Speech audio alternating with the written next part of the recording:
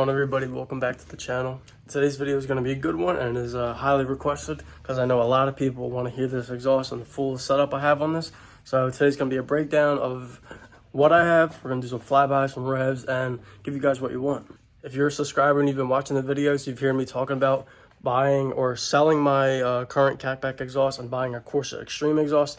So I still plan on doing that. But if this video here gets 500, 600 likes, and then I will buy the Corsa Extremes without having to sell these first. I would just buy them straight out. So if this video gets 600 likes, and I know damn well we're getting over 600 views. So if we get 600 likes, I will pull the trigger and buy the Corsa Extremes. So if you are new to the channel, make sure to hit that like button, hit that subscribe button, hit that notification bell so you're updated when I post videos and you don't miss a single one. We're on the road to 2,000 subs, so let's do it. All right, now let's get into the car. So if you've been watching the channel, you already know I have stainless power long tube headers up on the front paired with 4 Performance by Borla catback exhaust. So what I'm going to do today, I'm going to go to a spot, and I'm going to set up the camera, and I'm going to do some flybys for you guys. Maybe some downshifting in there just to hear what this Coyote engine really sounds like. And I'm telling you guys, when I put the long tube headers on this car, it is such a big difference. It's a night and day difference. So if you have a Mustang out there and you're thinking about doing the long tube headers but you're not sure, do it. I'm telling you right now, do it. So yeah, this is my 2018 Mustang GT Premium. This is very dirty, so don't mind that. It needs a wash. But this is what we're going to be using today. Got my mom's Camaro over there, my little daily kind of. So yeah, this is what we're going to be using. So we're all ready to go to the spot. Drive over there, but it's only right to give you guys a proper cold start. So this is a cold start on my stainless power long tube headers paired with 4 Performance by catback exhaust.